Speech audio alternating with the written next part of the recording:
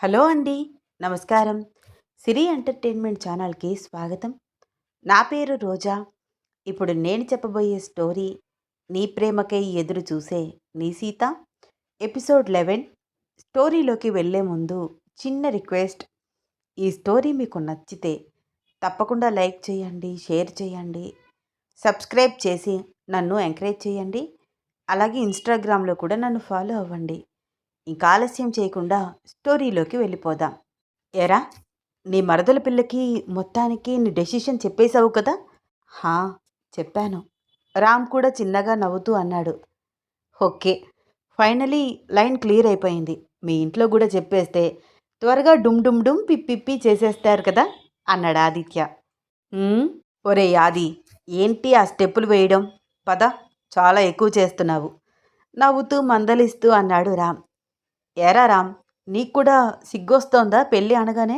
రామయ్య పెళ్ళి కొడుకాయనే, మా సీతమ్మ పెళ్ళి కూతురాయనే అని పాటలు పాడుతున్నాడు ఆదిత్య.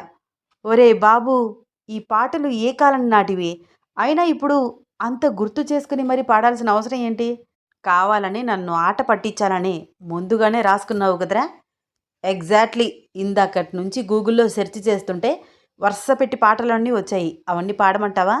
మీ ఇద్దరి పేర్ల మీద ఉన్న పాటలు. Sitarama, Sita weds Rama, Rama weds Sita. ఆదిత్య ఎగురుతున్నాడు. ఒరే బాబు, నీకు దండం పెడతా. ఇప్పుడు నువ్వు గాన కచేరీ మొదలు పెట్టకు. కావాలంటే నా పెళ్లిలో సంగీత్ కాంటాక్ట్ మొత్తం నువ్వే తీసుకుందువు గాని ఇప్పుడు పాడి హింస పెట్టకు ప్లీజ్ అన్నాడు రామ్ ఆదిత్యని ఎక్కించుకుని ఇంటివైపుకు తీసుకువెళ్తూ. రామ్ మాటలకు చిరుకోపంగా, ఏంట్రా, ఏంటన్నావు? అమెరికా యూనివర్సిటీలో చదువుకుని వచ్చిన నేను నీ పెళ్లిలో సంగీత్ చేయాలరా ఈడియట్ అన్నాడు ఆదిత్య. అలా ఇద్దరూ సరదాగా మాట్లాడుకుంటూ జర్నీ కంప్లీట్ చేసి ఇంటికి చేరారు. వాళ్ళిద్దరూ రావడం గమనించి అరుంధతి ఆదిత్య వైపు చూస్తూ కనుసేగ చేస్తోంది. వెళ్ళిన పని ఏమైందిరా, వీడు చెప్పాడా లేదా అని. ఆంటీ, వెయిట్ చేయండి, ఈవినింగ్ వాళ్ళే వచ్చి చెప్తారు కదా, మీకప్పుడు బాగా క్లారిటీ వస్తుంది నవ్వుతూ అరుంధతికి అర్థమయ్యేలాగా సైగలు చేసి రామ్ రూమ్లోకి వెళ్ళాడు ఆదిత్య. రామ్ రూమ్ మొత్తం అటు ఇటు తిరిగి చూస్తున్నాడు. ఏంట్రా, ఓ వాకింగ్ చేసేస్తున్నావు? వాకింగ్ కాదురా, రూమ్ అస్సలు బాలేదు. మొత్తం క్లీన్ చేయాలి, లేకపోతే మా పెళ్ళయ్యాక సీత చాలా ఇబ్బంది పడుతుంది అంటూ తన ఫోన్ తీసి రూమ్ క్లీనింగ్ కాంటాక్ట్ వాళ్ళకి కాల్ చేసి వెంటనే రమ్మని చెప్పాడు రామ్. ఒరేయ్, నువ్వు నేను ఖాళీగానే ఉన్నాం కదా, మనమిద్దరం సర్దితే అయిపోయేది కదా.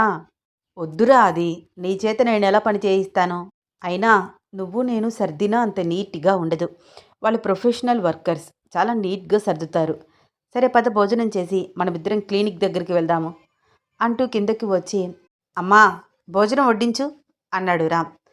రామ్లో వస్తున్న మార్పును చూసి సంతోషంగా ఫీల్ అవుతూ గబగబా వచ్చి భోజనం వడ్డించింది అరుంధతి. ఇద్దరూ భోజనం కంప్లీట్ చేసి క్లినిక్ దగ్గరికి బయలుదేరారు. ఆల్మోస్ట్ క్లినిక్ మొత్తం శుభ్రం చేశారు. ఫినిషింగ్ టచింగ్ ఇస్తే రేపటి నుంచి నువ్వు పేషెంట్స్ని ట్రీట్ చేయొచ్చురా అన్నాడు ఆదిత్య క్లినిక్ నంతా అబ్జర్వ్ చేస్తూ. అవునాది, ఇన్ని రోజులు కేవలం నా గురించి మాత్రమే ఆలోచించి ఈ ఊరిలో ఉండే పేషెంట్స్ గురించి అస్సలు పట్టించుకోలేదు. చాలా స్వార్థపరుడిగా ప్రవర్తించాను. ప్రేమ పిచ్చిబడిలా తయారయ్యాను. ఇకపై నా వల్ల ఆ తప్పు జరగకూడదు. నా చదువుకి ఒక గుర్తింపు ఉండాలి అన్నాడు రామ్. ఒరేయ్, నీలో నిజంగా ఈ మార్పు చాలా మందికి మంచి చేస్తుంది రామ్, స్నేహితుడిని హక్ చేసుకుంటూ అన్నాడు ఆదిత్య. చూస్తూ చూస్తూనే ఈవినింగ్ అయిపోయింది. సీతని పికప్ చేసుకోవడానికి కాలేజ్కి వెళ్ళాడు రామ్. ఎప్పుడొచ్చావు బావా, చాలాసేపు అయిందా నవ్వుతూ వచ్చి సీత. ఏ, లేదు సీత, జస్ట్ ఇప్పుడే వచ్చాను. ఎందుకు బావా నీకింత శ్రమ? సంజయ్ స్కూటీ మీద ఇంటికొచ్చేసేదాన్ని కదా. పర్వాలేదు సీత, నాకు ఇంటి దగ్గర ఏమీ తోచట్లేదు, అందుకని ఇక్కడికి వచ్చాను. థ్యాంక్స్ బావా అంటూ బైక్ ఎక్కి కూర్చుంది సీత. ఒకసారి మీ అమ్మని మా ఇంటికి రమ్మంటావా, లేకపోతే మా అమ్మ నాన్నని మీ ఇంటికి రమ్మంటావా? హా, ఎందుకు బావా అలా అడుగుతున్నావు? అంటే నీకు నాకు పెళ్ళికి అబ్జెక్షన్ లేదని వాళ్ళకి తెలియాలి కదా, మాట్లాడదామని. రామ్ మాటలు విని సీత తెగ సిగ్గుపడుతూ, అప్పుడే అప్పుడే ఏం తొందర బావా, చూద్దాంలే నీకు నాకు తొందర లేకపోవచ్చు సీత. కానీ మా అమ్మ, మీ అమ్మ కూడా మన పెళ్లి గురించి తెగ ఆరాటపడుతున్నారు. ఈ విషయం తెలిస్తే కొంచెం ప్రశాంతంగా ఉంటారు కదా! It's okay. నేనే అత్తమ్మకి చెప్పేస్తాను. పర్వాలేదులే అన్నాడు రామ్. హా! ఏమని చెప్తావు బావా? అత్తమ్మ, నీ సీతని నాకిస్తావా? పెళ్లి చేసుకుంటాను అని అడుగుతాను.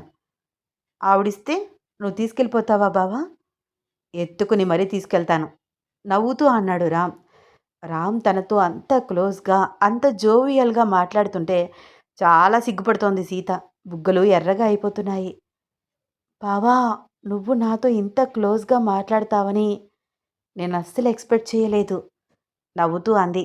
రేపో మాపో పెళ్లి చేసుకోబోయే మనం క్లోజ్గా మాట్లాడుకోవడం తప్పేమీ కాదు కదా. మాట్లాడుకోకపోతేనే తప్పు నవ్వుతూ అన్నాడు రామ్. బావా బావా, ఒక్కసారి బైక్ ఆపుతావా? ఏంటే ఏమైంది? సడన్ బ్రేక్ వేసి అన్నాడు రామ్. పీసు మిఠాయి బావా, పీసు మిఠాయి నాకు చాలా ఇష్టం అంటూ ఆ అబ్బాయిని గట్టిగా పిలిచింది సీత. ఒక 2 పీస్ మిఠాయి ఇవ్వు అంటూ 2 పుల్లలకి పీస్ మిఠాయి పెట్టించుకుని వచ్చి తీసుకొచ్చింది. ఒసేయ్, నేను తింటానని చెప్పానా? తినొచ్చు కదా బావా, బావుంటుంది. నన్నొక్కదాన్ని తినమంటావా? ఏ, ప్రతిదానికి అలుగుతావు. మొహమెందుకు అలా పెడతావు సీత? సరే ఇటివ్వు. ఇస్తాను బావా. ముందు ఆ అబ్బాయికి డబ్బులు ఇచ్చేయి, వెళ్ళిపోతాడు. పంపించేద్దాము. అంటే నీ దగ్గర డబ్బులు లేవా? నా దగ్గరుంటే నిన్నెందుకు అడుగుతాను బావా? రామ్ చిన్న నవ్వు నవ్వుతూ డబ్బులిచ్చాడు. పీస్ మిఠాయి తింటున్న సీత వైపు అలాగే చూస్తున్నాడు. ఆ తినడం ఏంటే? నాకు చాలా ఇష్టం బావా. ఈ పీస్ మిఠాయి తింటే లిప్స్టిక్ వేసుకున్నట్లు పెదవులు ఎర్రగా అయిపోతాయి. సీత, ఇవి హెల్త్కి అంత మంచివి కాదు. రంగు వేస్తారు. ఫుడ్ కలర్స్ ఎక్కువగా వాడకూడదు. అబ్బా, లెక్చర్ ఇవ్వకు బావా. నాకు కూడా తెలుసు. కానీ ఎప్పుడైనా ఒక్కసారి తింటే ఏం కాదు. నోరు మూసుకుని తిను బావా అంది సీత. నోరు మూసుకుంటే ఎలా తింటారే? విచిత్రంగా చూస్తూ అన్నాడు రామ్. రామ్ ఎక్స్ప్రెషన్స్కి కిలకిలా నవ్వుతూ, నా ఉద్దేశం మాట్లాడకుండా తినమని బావా. మేడం గారు ఆర్డర్ వేశారు కదా, తిని తీరాల్సిందే నవ్వుతూ అన్నాడు రామ్. అబ్బో, ఏంటి నువ్వు నా మాట వినేస్తావా అంది క్యూట్ ఎక్స్ప్రెషన్ పెట్టి. ఎందుకు వినను, వింటున్నాను కదా అంటూ పీస్ మిఠాయి తిన్నాడు రామ్. పీస్ మిఠాయి తినడం అయిపోయాక వెళ్దామా సీత అన్నాడు రామ్. ఆగు బావా, ఒక్క సెకండ్ ఆగు, నన్ను నేను చూసుకుంటాను అంటూ సైడ్ మిర్రర్లో నుంచి తన లిప్స్ చూసుకుని బాగున్నాయా నవ్వుతూ అడిగింది. బాగున్నావు, పండు కోతిలాగా ఉన్నావు. సో ఫన్నీ నవ్వుతున్నాడు రామ్ పొట్ట పట్టుకుని. రామ్ ఎక్స్ప్రెషన్స్ చూసి ఓయ్ బావా అంటూ చేత్తో ఒక్కటి కొట్టింది సీత. లేకపోతే నార్మల్గానే నీ లిప్స్ రోజీ కలర్లో అందంగా ఉంటాయి. ఇలాంటి రంగుల అవసరం నీకేంటి? నార్మల్గానే బాగుంటావు కదా. రామిస్తున్న కాంప్లిమెంట్ విని, బావా, నువ్వు నాకు ఇంత రొమాంటిక్ కాంప్లిమెంట్ ఇంతకుముందు ఎప్పుడు ఇవ్వలేదు రామ్ కళ్ళల్లోకి సిగ్గుపడుతూ చూస్తూ అంది సీత. సీత, అప్పుడు నువ్వు నాకు బెస్ట్ ఫ్రెండ్వి మాత్రమే. ఇప్పుడు కాబోయే వైఫ్ కదా, ఇవ్వచ్చులే, తప్పేం కాదు రామ్ కూడా రొమాంటిక్గా చూస్తూ అన్నాడు. సీత ఏమీ మాట్లాడకుండా సైలెంట్గా బైక్ ఎక్కి కూర్చుంది. సీత ఇంటి ముందు బైక్ పార్క్ చేశాడు రామ్. సీతతో సహా ఇంట్లోకి వచ్చాడు. సీత, రామ్ ఇద్దరూ కలిసి లోపలికి రావడం చూసి పవిత్ర నవ్వుతూ, ఏంట్రా ఈరోజు సీతని నువ్వే తీసుకొచ్చావా? ఈరోజు నుంచి నేనే తీసుకొద్దామని అనుకుంటున్నానత్తమ్మా నవ్వుతూ అన్నాడు రామ్. ఏంట్రా, ఏం మాట్లాడుతున్నావు? అవునత్తమ్మా, ఇకపై సీత బాధ్యత నేను తీసుకుందామని అనుకుంటున్నాను. ఆ మాటలు విని పవిత్ర సీత వైపు చూస్తూ, బావేంటే అలా మాట్లాడుతున్నాడు అన్నట్లు కళ్ళసైగ చేసి అడిగింది. అది చెప్పదు గాని అత్తమ్మ, నేనే చెప్తాను సిగ్గుపడుతున్న సీత వైపు చూస్తూ అన్నాడు రామ్. ఇద్దరి వైపు మార్చి మార్చి చూసింది పవిత్ర. సీత సిగ్గుపడుతోంది. రామ్ ఎక్స్ప్రెషన్స్ కూడా ఇంచుమించు అలాగే ఉన్నాయి. అసలేంట్రా విషయం? ఇద్దరూ ఒకరిని ఒకరు చూసుకుంటున్నారు, నవ్వుకుంటున్నారు. నువ్వేమో సీత బాధ్యత నేను తీసుకుంటాను అని అర్థం కానట్లు మాట్లాడుతున్నావు. క్లారిటీగా చెప్పండి అంది పవిత్ర. అత్తమ్మా, నేను నిన్ను ఒకటి అడుగుతాను, ఆన్సర్ చెప్తావా? ఏంట్రా విషయం? నీ కూతురు సీతని నాకిచ్చి పెళ్లి చేస్తావా అత్తమ్మా? ఆ మాట విని పవిత్రకి ఏం మాట్లాడాలో అర్థం కాలేదు. ఆనందం, సంతోషం, కన్నీళ్ళు అన్నీ వచ్చేస్తున్నాయి. సీత వైపు చూస్తే సిగ్గుపడుతూ అంగీకారమే అన్నట్లు తల ఊపుతూ ఏమీ మాట్లాడట్లేదు. పవిత్ర కళ్ళల్లో ఆనంద బాష్పాలు చెంపలపైకి కారిపోతున్నాయి. రామ్, రామ్ నిజంగా అడుగుతున్నావా? మా సీతని మా సీతని నువ్వు పెళ్లి చేసుకుంటావా? ఎగ్జైట్మెంట్ ఫీల్ అవుతూ అడిగింది పవిత్ర. అవునత్తమ్మా, పెళ్లి చేసుకుంటాను. నాకు సీతకి ఏ అభ్యంతరము లేదు. ఈ విషయం ఇంటికి వెళ్ళి అమ్మ వాళ్ళతో కూడా చెప్తాను. ఫస్ట్ నీ ఒపీనియన్ తెలుసుకుంటున్నాను. చెప్పత్తమ్మా, నీకిష్టమేనా నేను మీ ఇంటికి అల్లుడుగా రావడం? మరొకసారి అడిగాడు రామ్. ఇష్టమా ఏమిట్రా? ఈ శుభవార్త ఎప్పుడెప్పుడు వింటాను అని 1000 కళ్ళతో ఎదురు చూస్తున్నాను. చాలా చాలా సంతోషంగా ఉంది. పవిత్ర వస్తున్న కన్నీళ్లు పవిట కొంగుతో తుడుచుకుంటూ అంది. పవిత్ర ఎమోషనల్ అవుతుంటే సీతారాం ఇద్దరూ ఒకసారి పవిత్రని గట్టిగా హగ్ చేసుకున్నారు. తన కళ్ళ ముందు పుట్టి పెరిగిన పిల్లలు ఇప్పుడు ఒకటి అవుతున్నారని ఆనందంతో దగ్గరగా తీసుకుని ఇద్దరి నుదుటి మీద ముద్దు పెట్టింది పవిత్ర. అత్తమ్మా, నీకు అభ్యంతరం లేకపోతే సీతని ఇప్పుడు మా ఇంటికి తీసుకువెళ్తాను. ఇద్దరం కలిసి ఈ విషయం మా అమ్మ వాళ్ళకి కూడా చెప్తే బాగుంటుంది. ఏమంటావు? అయ్యో తీసుకెళ్ళరా, నా పర్మిషన్ అవసరమా? అది నీ మరదలు, నీకు ఆ హక్కు ఉంది, తీసుకువెళ్ళు రామ్ నవ్వుతూ అంది పవిత్ర. పవిత్ర ముందే చొరవగా సీత చెయ్యి పట్టుకున్నాడు సీత కళ్ళల్లోకి చూస్తూ. 2 అడుగులు వేసి ఏదో గుర్తుకు వచ్చినట్లు సీత వెంటనే ఆగిపోయింది. ఏమైంది సీత? బావా, నన్ను మళ్ళీ ఫాస్ట్గా ఇక్కడ దింపేయాలి. నా కోసం పిల్లలు వస్తారు డాన్స్ క్లాసెస్కి. నేను అటెండ్ అవ్వాలి బావా. ఓఎస్, తప్పకుండా డ్రాప్ చేస్తాను. త్వరగా వెళ్ళి త్వరగా వచ్చేద్దాం. ఓన్లీ ఒక హాఫ్ అన్ అవర్ అంతే అని మళ్ళీ చెయ్యి పట్టుకుని ముందుకు తీసుకువెళ్తున్నాడు రామ్. పవిత్ర గుమ్మం వరకు వచ్చి అలా వెళ్తున్న వాళ్ళిద్దరి వైపు చూసింది. రామ్ బైక్ ఎక్కి కూర్చుంది సీత. బైక్ ముందుకు కదిలింది. పవిత్ర కళ్ళల్లో ఆనందం. జుమ్మంటూ బైక్ డ్రైవ్ చేస్తూ వాళ్ళ ఇంటికి తీసుకుపోయాడు రామ్. బైక్ పార్క్ చేసి వెళ్దాం పదా అన్నాడు రామ్. సీత అడుగు వేయట్లేదు, అక్కడే నిలబడిపోయింది. రామ్ వెనక్కి తిరిగి చూశాడు.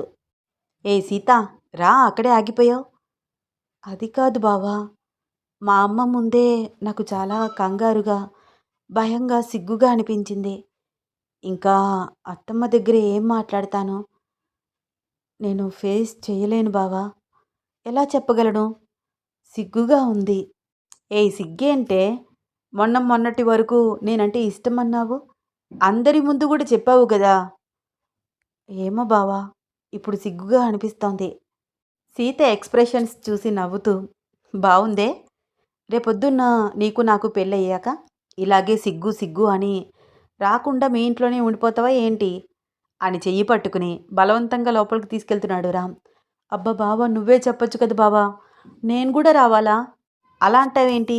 ఇద్దరం కలిసి లైఫ్ లీడ్ చేయాలి, ఇద్దరికీ రెస్పాన్సిబిలిటీ ఉండాలి అంటూ చాలా పెద్ద లెక్చర్ తీసుకున్నావు. ఇప్పుడు ఇలా అయిపోతే ఎలాగా?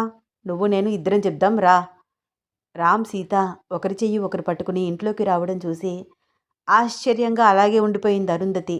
తాను చూస్తోంది నిజమో కలో అర్థం కావట్లేదు. సీత సిగ్గుపడుతోంది. రామ్ గట్టిగా చెయ్యి పట్టుకుని ముందుకు నడిపిస్తున్నాడు. ఏం జరుగుతోంది ఇక్కడ? వాళ్ళ వైపు అలాగే చూస్తూ పక్కనే ఉన్న ప్రభాకర్ వైపు ఒక్కసారి చూసి, యావండి, యావండోయ్, అసలు నేను చూస్తోంది నిజమా కలా? రామ్ సీత చెయ్యి పట్టుకుని వస్తున్నాడు కదా. తను భ్రమపడుతోందేమో అనుకుని తన భర్తను అడిగింది. అవును అరు, వాళ్ళిద్దరూ చెయ్యి చెయ్యి పట్టుకుని వస్తున్నారు, పైగా సిగ్గుపడుతున్నారు చెప్పాడు ప్రభాకర్. అసలు ఏమైందండి వీళ్ళకి? ఏమో, ఏం జరిగిందో, మొత్తానికి ఇద్దరూ కొంచెం క్లోజ్గా ఉన్నారు అన్నాడు ప్రభాకర్. అవును, వీళ్ళు ఇలాగే దగ్గర కావాలి, ఎప్పుడూ ఆనందంగా ఉండాలి. మనం చూస్తున్నట్లు వాళ్ళకి తెలియకూడదండి. తెలిస్తే చాలా ఇబ్బంది పడతారు. అటువైపుకి తిప్పేయండి తల అంది అరుంధతి. అవును అరుంధతి, ఇప్పుడిప్పుడే వాళ్ళ మధ్య దూరం తగ్గుతోంది అంటూ ప్రభాకర్, అరుంధతి ఇద్దరూ లోపలికి వెళ్ళి కూర్చున్నారు. అస్సలు వాళ్ళని చూడనట్లు ప్రవర్తిస్తున్నారు. రామ్ సీత అరుంధతి ముందుకు వచ్చి నిలబడ్డారు. అరుంధతి వాళ్ళని చూసినా చూడనట్లు పక్కకు తప్పుకుంటోంది. అమ్మా, నాన్న, ఏంటి, మేము మీతో మాట్లాడాలని వచ్చాము అన్నాడు రామ్ వాళ్ళిద్దరినీ గమనిస్తూ. ఒరే, నన్ను విసిగించుకురా, నాకు చాలా పనులున్నాయి అంద అరుంధతి అక్కడి నుంచి వెళ్ళిపోవడానికి ప్రయత్నిస్తూ. అత్తమ్మా, బావా నీతో ఏదో చెప్తా అంటున్నాడు, వినొచ్చు కదా. ఎప్పుడూ ఉండే పనులే కదా అత్తమ్మా అంది సీత. హా, సీతేనా మాట్లాడేది? అసలు వీళ్ళేం చెప్తారు అనుకుంటూ వెనక్కి తిరిగి, నువ్వు చెప్పావు కాబట్టి వస్తాను కోడలి పిల్ల అంటూ నవ్వుతూ వాళ్లతో పాటు హాల్లోకి వచ్చి కూర్చుంది అరుంధతి. ఏవండి, మనతో ఏదో విషయం వీళ్ళిద్దరూ మాట్లాడాలంట, ఇలా రండి అంది అరుంధతి పక్కకు వెళ్ళి కూర్చున్న ప్రభాకర్ని కూడా పిలుస్తూ. అరుంధతి, ప్రభాకర్ వాళ్ళిద్దరినీ బాగా గమనిస్తున్నారు. ఒకరిని ఒకరు చూసుకుంటున్నారు, నవ్వుకుంటున్నారు. అసలేంటమ్మా విషయం అడిగాడు ప్రభాకర్ సీత వైపు చూస్తూ.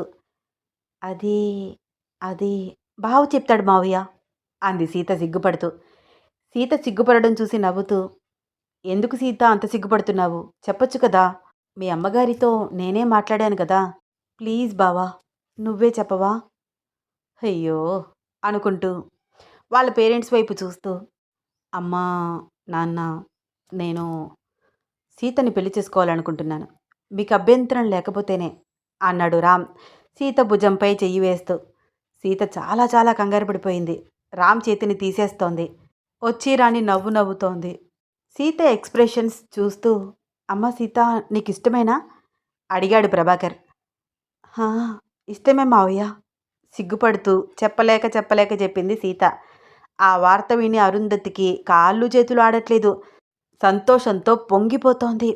రామ్, ఎన్ని రోజుల తరువాత నీ నోటి నుంచి మంచి శుభవార్త విన్నాను. చాలా చాలా సంతోషంగా ఉందిరా. పంతులు గారిని పిలిపించండి, ముహూర్తాలు పెట్టిద్దాము అని తెగ సంతోషపడిపోతోంది.